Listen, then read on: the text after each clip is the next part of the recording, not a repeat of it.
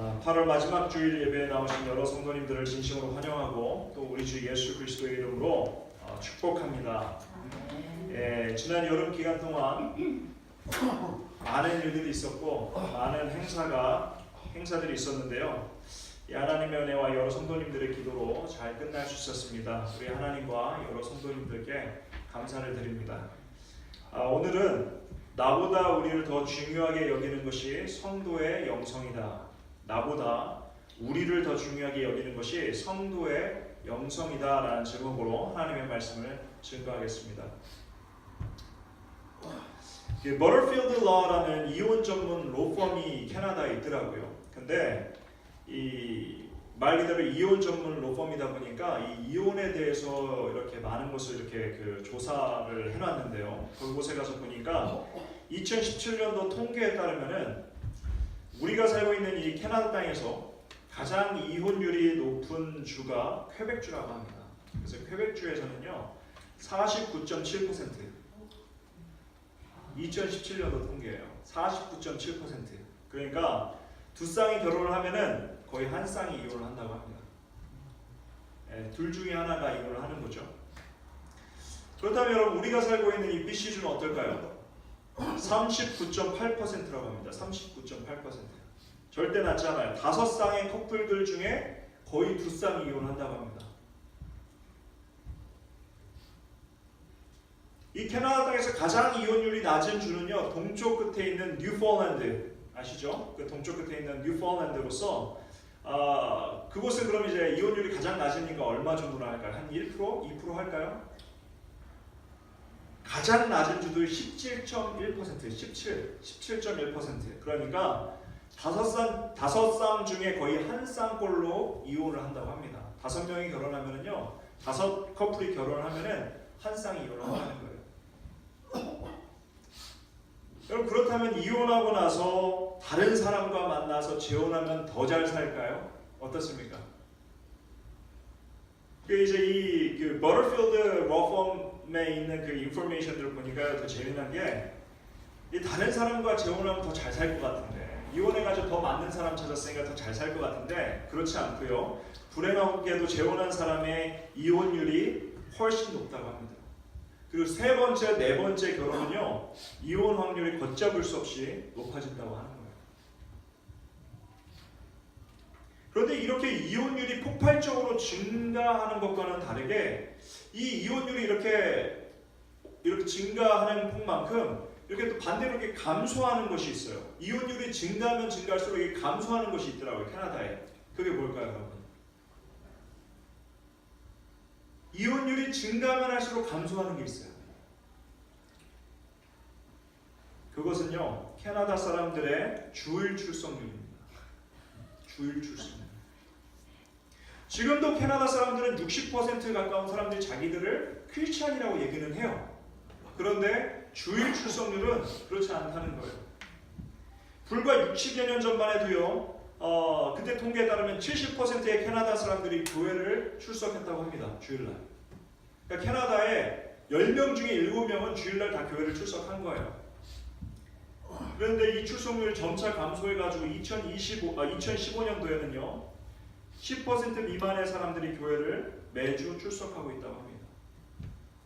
그리고 이 10%는요 천주교를 비롯해서 각종 유사 기독교 단체를 포함한 숫자로서 이 복음주의 교회들의 출석률은 훨씬 더 낮다라는 거예요. 그러니까 거의 뭐 몇 퍼센트 안 되는 사람들이 교회에 출석하고 있는 거예요 지금. 한마디로 여러분 교회를 출석하지 않으면 않을수록 이혼율이 증가하는 거예요. 이러한 교회 출석률의 감소와 이혼율의 증가 어떤 서로의 영향력을 미치고 있으며 이 원인은 여러분 무엇일까요? 물론 많은 이유가 있겠지만 그 중에 가장 큰 이유는 바로 나를 가장 중요하게 여기는 그래서 나밖에 모르는 그런 개인주의 때문이라는 거예요. 인디비주얼리즘이라고 그러죠. 이 개인주의의 도래로 인해서 이 서구 사회에 이 가장 큰 영향을 미치는 사상이 되었고요. 그래서 이 개인주의가 개인의 권리를 어떤 것보다 존중하다 보니까 개인의 성적인 취향도 존중하게 되고 그래서 동성연애도 합법화가 되는 거예요. 개인의 권리가 가장 중요하니까. 개인의 권리가 중요하니까 더 이상 결혼의 뭐라고 합니까? 결혼할 때 하는 게 서약도 중요하지 않은 거예요. 그런 서약이니 어떤 공동체니 가족이니 교회니 믿음의 공동체니 다 중요하지 않은 거예요. 그저 자기의 권리, 개인의 취향, 개인의 성격이 우선시 되는 그런 사회가 되었다라는 거예요.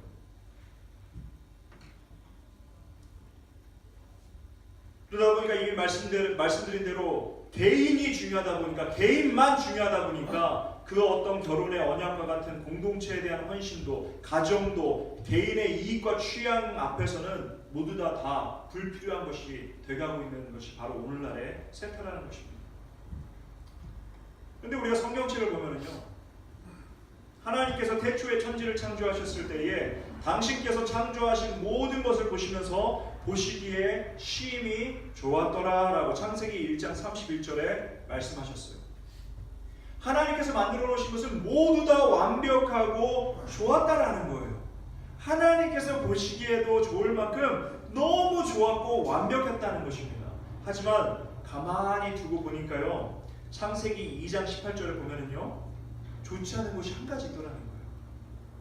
그것이 무엇인가 하면은 사람이 혼자 사는 것이 좋지 아니하니 내가 그를 위하여 돕는 배필을 지으리라 라고 말씀하고 계세요. 영어로 보면 It is not good for the man to be alone. 사람이 혼자 있는 게 안 좋다라는 거예요. 한마디로 완벽한 하나님의 창조물들 가운데에 사람이 혼자 있는 것이 유일한 흠이었다라는 거예요. 그래서 완벽한 창조의 완성을 위해, 영어로 마스터피스라고 하죠. 마지막 하나의 이 완성을 해주는 것, 그죠? 이 마지막으로 하나님의 완벽한 창조물을 진짜로 완벽하게 만들어주기 위해서 하나님께서는 가정을 만들어 주십니다. 그래서 하나가 아니라 둘이 되라는 거예요. 그게 하나님께서 만들어준 가정이에요. 그래서 부부가 하나가 될 때야 비로소 창조가 완성될 수 있다고 하나님께서 말씀하고 계신 것입니다. 이게 성경에서 말하는 거예요. 그리고 부부가 하나가 된다는 것은 무엇을 의미합니까? 나라는 존재에서요, 여러분, 내가 없어지고 우리가 된다는 거예요. 우리가. 결혼을 하는 순간부터는요, 그 전까지는 나만 생각했으면 됐어요. 그렇지 않습니까? 나만 먹으면 됐고, 나만 좋으면 됐고, 나만 만족하면 됐지만 그렇지 않아요. 결혼하는 순간부터는 얘가 중요한 게 아니라, 나만 만족하는 게 중요한 게 아니라 우리가, 그죠? 우리가 만족하는 것, 우리가 좋아하는 것이 중요하게 된다는 거예요. 나로부터 우리로 바뀌는 것이 바로 이것이 가정이라는 거예요. 한마디로 나라는 개념은 없어지고 우리라는 개념이 생겨나는 것으로 진정으로 우리가 될 때에, 그렇죠? I가 아니라 우리가 될 때에 서로의 부족함을 채워주고 서로가 사랑하고 양보하고 이해함으로 그 가운데 성품이 변화되며 부부관계를 통해서 또는 자녀를 키우게 되므로 인격적으로 하나의 사람이 성숙하게 된다는 거예요. 미완성했던 사람이 점점 하나님의 창조물답게 완성을 향해서 조금 더 완벽해지고 조금 더 나아지는 그러한 상황으로 가게 된다는 것입니다. 이와 같이 진정으로 하나 되는 우리가 될 때에 하나님의 섭리 가운데에 우리는 미완성에서 창조의 완성으로 우리가 점점 이렇게 변화될 수가 있는 것이죠.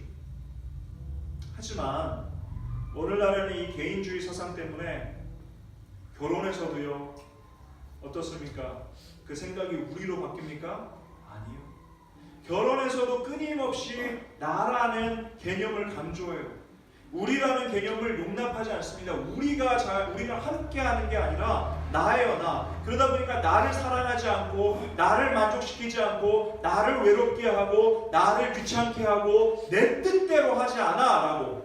이와 같이 우리가 아니라 끊임없이 너와 나로 구분지어져 있으며 나를 드러내려고 하니까 끝내는 어떻게 됩니까? 이혼하게 되는 거예요. 우리가 아니라 나니까. 영적인 삶도 마찬가지입니다. 여러분, 영적으로 홀로 살아갈 수 있는 사람은 아무도 없어요. 이러한 이유로 하나님께서 우리에게 주신 영적인 가정이 있는데 이것이 바로 오늘 본문 말씀 23절에 소개된 예수 그리스도의 몸, 즉 예수 그리스도의 몸된 교회를 하나님께서는 영적인 가정으로 우리에게 주셨어요. 요한복음 15장 5절에 나는 포도나무에 너희는 가지라 그가 내 안에 내가 그 안에 거하면 사람이 열매를 많이 맺나니 나를 떠나서는 너희가 아무것도 할 수 없느니라 라고 예수님께서 말씀하고 계세요. 성도는 반드시 예수 그리스도의 몸된 교회에 붙어 있어야만 한다는 거예요. 예수 그리스도에 붙어 있다, 예수 그리스도의 몸된 교회에 붙어 있어야만 살아갈 수 있다라고 예수님께서 말씀하고 계시는 거예요. 결코 어느 성도도 혼자는 살아갈 수 없다. 뭐라고 말씀하고 계십니까? 너희는 아무것도, 나를 떠나서 너희가 아무것도 할 수 없다라고 예수님께서 말씀하고 계시잖아요. 그래서 우리는 반드시 이 영적인 가정 가운데 우리는 반드시 붙어 있어야 된다는 거예요. 왜 그럴까요? 아까 말씀드린 대로 당연히 혼자는 살아갈 수가 없어요. 그렇죠? 그렇기 때문에 첫 번째는 우리가 이 예수 그리스도의 몸에 붙어 있어야 하는 것, 우리의 영적인 가정에 속해 있어야 하는 이유는요, 바로 생존을 위해서 우리는 영적인 가족이 필요하다는 것입니다. 생존을 위해서. 14절부터 25절까지 보면은요, 우리 모두는 너무나 부족한 존재라는 거예요. 우리는 다 부족하다는 거예요. 완벽한 사람은 단 한 사람도 없다라고 기록되어 있어요. 이러한 약한 부분 때문에 우리는 시험에 넘어질 수밖에 없고 어려움을 이겨내기 힘들다는 것이죠. 한 발만으로는 움직일 수 있을까 없을까? 여러분 발 하나가 있다고 움직일 수 있습니까? 아니 발 두 개가 있어야 돼. 그래야지 밟고 갈 수가 있는 거예요. 손이 있어도 여러분 손 하나만으로 여러분 일을 잘할 수 있을까요? 아니요. 무거운 거 들 때 어떻게 해야 됩니까? 두 손으로 들어야 돼요.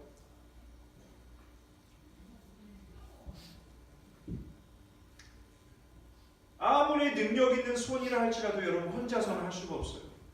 아무리 빨리 뛸 수 있는 다리라도 두 짝일 때 그리고 팔들이 같이 도와줄 때에 빨리 달릴 수 있는 것이죠. 이렇게 약한 부분들을 서로가 채워주기 때문에 생존을 위해서 우리는 가족이 필요하다는 거예요.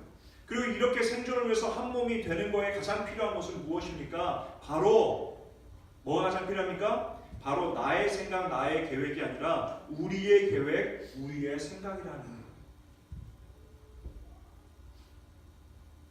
부부 역시 한 몸으로 한 곳을 바라보고 한 곳을 향해 갈 때에 행복해요. 그렇지 않습니까?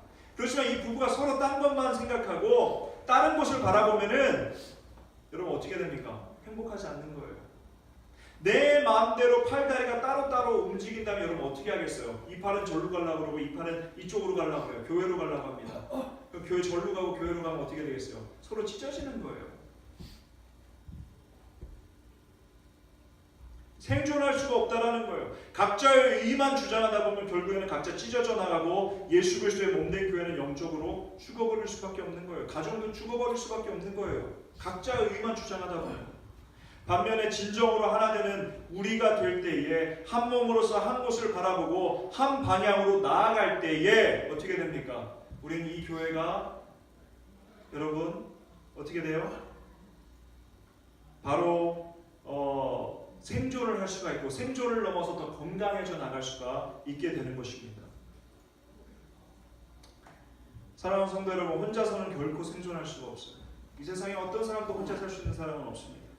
이에 반드시 영적인 가족이 필요하며 또한 이 영적인 가족이 하나됨으로 한 방향으로 나아갈 때에 우리는 생존을 넘어 우리의 주 예수 그리스도의 뜻을 잘 실천하는 건강한 예수 그리스도의 몸이 될 수 있다는 것입니다. 나의 생존을 위해 여러분 내가 살아가기 위해 우리는 옆에 있는 지체가 꼭 필요합니다. 아멘? 그렇다면 내 옆에 있는 지체와 함께 하려면 나라는 생각은 버리시기 바랍니다. 아멘? 항상 여러분 가운데 내 생각이 아니라 여러분 우리를 생각하는 여러분들 되시기 바랍니다. 아멘? 그리고 여러분 두 번째로 우리가 영적인 가족이 필요한 이유, 하나님께서 우리에게 교회를 주신 이유는요, 우리가 성령의 열매를 맺기 위해서다. 우리 너무나도 유명한 말씀이죠. 갈라디아서 5장에 따르는 예수 그리스도를 믿는 성도는 믿음의 증거로 예수 그리스도를 닮아가는 성령의 열매를 맺어야 한다고 이야기하고 있어요. 그렇지 않습니까? 성도의 성숙의 증거는 어디서부터 나옵니까? 바로 성령의 열매라는 거예요. 성령의 열매가 없는 사람은 어떻게 돼요? 우리가 그 사람을 진정한 성도라고 보기가 힘들어요. 성령의 열매가 없는 사람은 죽은 믿음이라는 거예요. 바로 이러한 성령의 열매를 맺는 것이 성화라고 불리는 구원의 단계예요. 성령의 열매를 맺지 않는 사람이 과연 구원받는 성도라고 할 수 있을까요? 그거는 너무나도 참 어려운 얘기예요. 그런데 이러한 성령의 열매는 사랑과 희락과 화평과 오래 참음과 자비와 양성과 충성과 온유와 절제, 이러한 성령의 열매는 여러분 어디서 맺을 수 있을까요? 사랑과 희락과 화평과 오래 참음과 자비와 양성과 충성과 온유와 절제, 여러분 이러한 성령의 열매는 어디서 맺을 수 있을까요? 혼자 산속에서 혼자 사랑하고 혼자 화평하고 참고 자비를 베풀고 혼자 충성할 수 있습니까? 혼자 할 수 있어요? 못해요. 이거는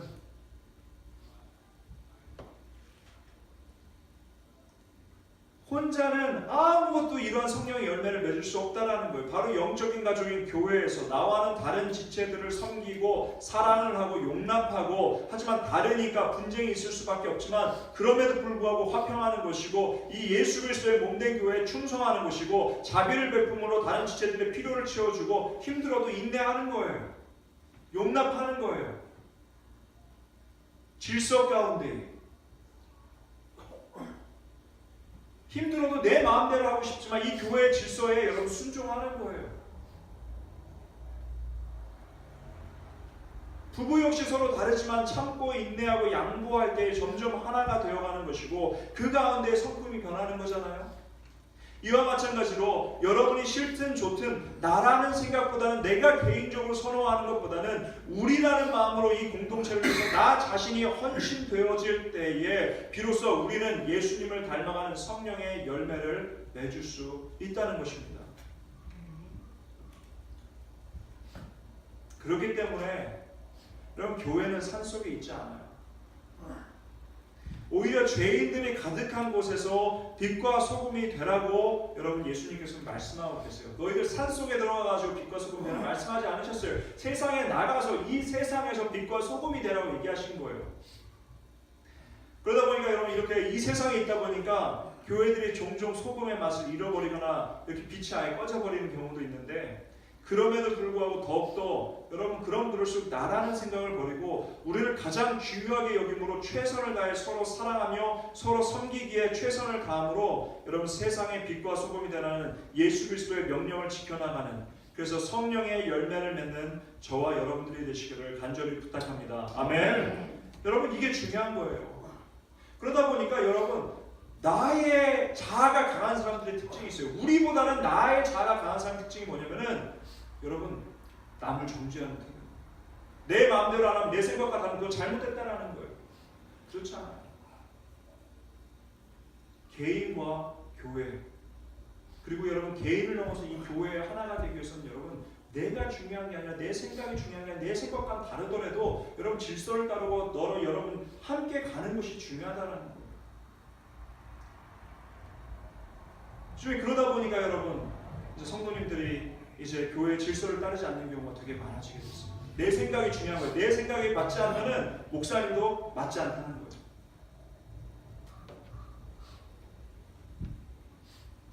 여러분, 내 생각과 나의 개념을 버리시고 우리를 가장 중요하게 여기시는 여러분이 되시길 간절히 부탁드립니다. 아멘. 그러니까 우리가 될 때에 우리는 성령의 열매를 맺을 수가 있다.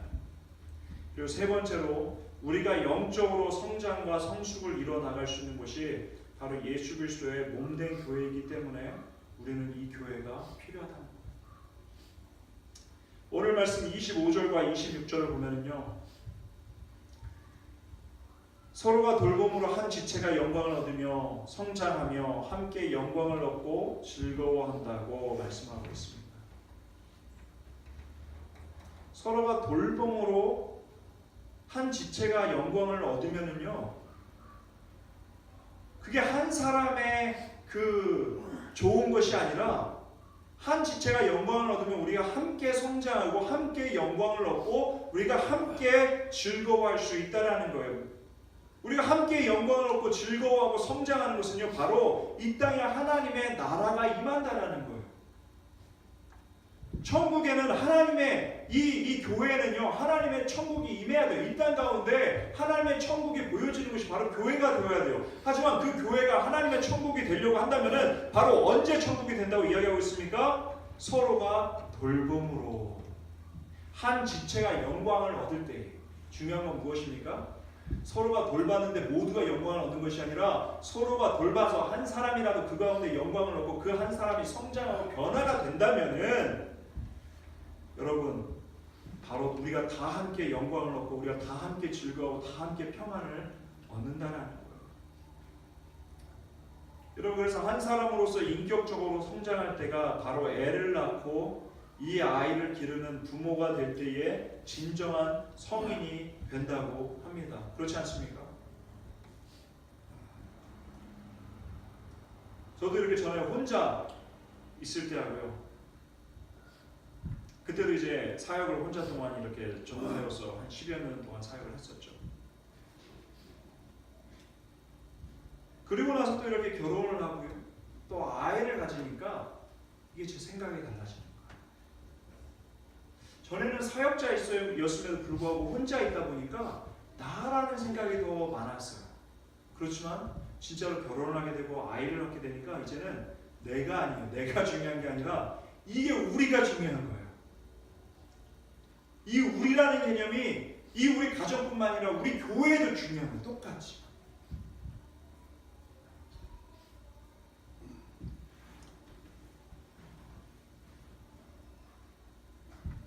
마찬가지로 여러분 이 믿음의 공동체에서 내가 한 영혼을 기를 때에 소외당하거나 부족한 사람을 세워서 또 다른 지체를 섬기는 자로 만들 때에 바로 내 자신이 성장하고 하나님께 영광이며 그곳이 천국이 임하며 교회가 세상 가운데서 하나님의 천국을 보여주는 그곳이 된다라는 거예요. 정말 믿지 않는 사람 아니면 믿음이 약한 사람을 여러분 영적으로 길러본 사람과 여러분 일반 성도는 다르다는 거예요. 영적인 성숙도가 달라요. 믿지 않는 사람 정말 세상 말로 생짜배기를 예수 믿게 만들고 그 사람이 변화되기까지 최선을 다해서 섬겨본 사람은요 그렇지 않은 사람하고 전혀 다르다는 거예요. 여러분들은 얼마나 많은 사람을 전도하고 그리고 길러보셨습니까?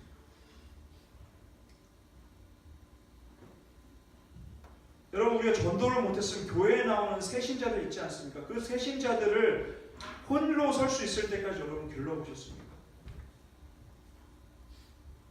영적인 자녀를 품고요. 영적인 자녀를 기를 때가 바로 영적으로 성숙하는 때. 나 혼자 아무리 열심히 한다 할지라도 여러분 그것은 여러분 나 혼자 하는 거예요.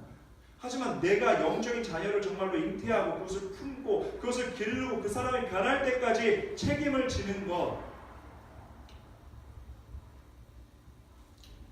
그때 영적인 성장이 일어나는 것이죠. 그리고 당연히 자녀를 기르기 위해서는 여러분 내가 있으면 됩니까? 안 됩니까? 나라는 개념이 없어져야 되는 거예요. 내가 더 자고 싶다고 잘 수 있습니까? 그렇지 않아요. 애가 있으면 어떻게 해야 돼요? 애가 우선순위예요. 내가 자고 싶어도 못 자는 거예요. 내가 밥 먹고 싶어도 못 먹는 것이고 내 마음대로 못하는 게 그게 자녀가 있을 때 자녀를 키울 때예요. 내가 없어지는 거예요. 마찬가지로 부모가 나만 챙기면 자녀를 키울 수 없는 것처럼 완전히 나라는 존재가 없어질 때에 아이와 내가 하나가 되어서 우리가 될 수 있는 거잖아요. 비로소 아이를 잘 키울 수 있고 아이의 성장이 나의 기쁨이 되며 아이의 기쁨이 나의 기쁨이 되는 거예요. 이와 같이 우리는요 영적인 자녀를 기를 때에 영적인 자녀를 품고 길러 나갈 때에 우리는 진정으로 나라는 것을 없애고 우리라는 것을 우리가 가질 수가 있고 이것을 통하여 나의 영적인 성장이 일어나고 그 교회 가운데에 하나님의 천국이 임하게 된다는 것입니다. 아멘. 사랑하는 성도 여러분,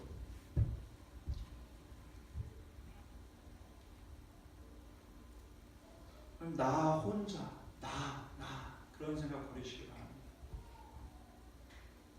영적인 아이를 잉태하고 영적인 아이를 입양해서 기를 수 있고 그 영적인 아이가 커 나갈 때까지 책임지시는 여러분들 되시길 간절히 부탁드립니다. 아멘. 그래서 이번에도 선교팀에 왔을 때 제가 그런 얘기를 했어요. 선교는 무엇인가? 여러분 선교는 무엇입니까? 선교하고 이 volunteer, 이 봉사활동하고 차이점은 무엇일까요? 선교팀한테 물어봤어요. 봉사활동은 그냥 일만 하면 돼요. 그리고 그 시간이 끝나면은 가면 돼. 책임이 없어. 선교는 무엇입니까? 선교는 거기서 도와주고 섬기고 그것으로 끝나는 것이 아니라 그 영혼이 변화될 때까지 책임지는 거라. 그게 선교입니다. 우리 주 예수 그리스도께서는 예수님의 모든 성도들을 선교사로 부르신 줄 믿으시기 바랍니다. 아멘. 우리 모든 곳에 다 선교를 가라는 거예요. 그것이 꼭 오지가 아니라 우리 가정과 모든 일터와 교회와 모든 곳에서 선교사가 되라는 거예요. 그 말은즉슨 여러분 영적인 자녀를 품고 키우라는 거예요. 책임지라는 거예요. 책임. 특별히 여기에는 여러분 우리는 원주민 선교를 하는 교회, 원주민 교회. 그렇다면 여러분 선교하러 나오셨으면 여러분 어떻게 됩니까? 영적인 자녀를 키우는 여러분이 되시길 바랍니다. 아멘. 그냥 나왔다 가는 것이 아니라 여러분 원주민들을 품고 여러분 그 사람들이 변화되기를 간절히 기도하는 거예요. 그럴 때 그 원주민이 변화되고 그 원주민이 성장할 때에 내가 성장하고 내게 기쁨이 있고 그 가운데 우리의 삶이 변화되는 놀라운 역사가 일어나고 성령의 열매를 맺게 된다는 것입니다. 여러분 말씀을 맺겠습니다. 처음에 말씀드린 대로 요한복음 15장 5절에 우리 주 예수님께서는 말씀하시기를 나는 포도나무여 너희는 가지니 저가 내 안에 내가 저 안에 있으면 이 사람은 과실을 많이 맺나니 나를 떠나서는 너희가 아무것도 할 수 없으니라라고 말씀하고 계십니다. 한마디로 우리가 예수님께 붙어 있어야지만 영적인 영양분을 공급받고 생존할 뿐만이 아니라 열매까지 맺게 된다는 거예요.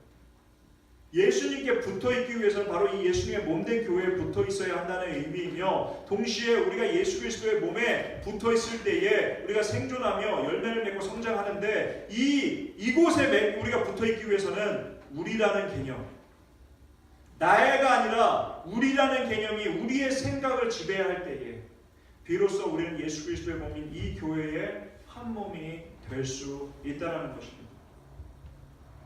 그래서 사도 바울은 내가 매일 죽노라 라고 고백하고 있어요.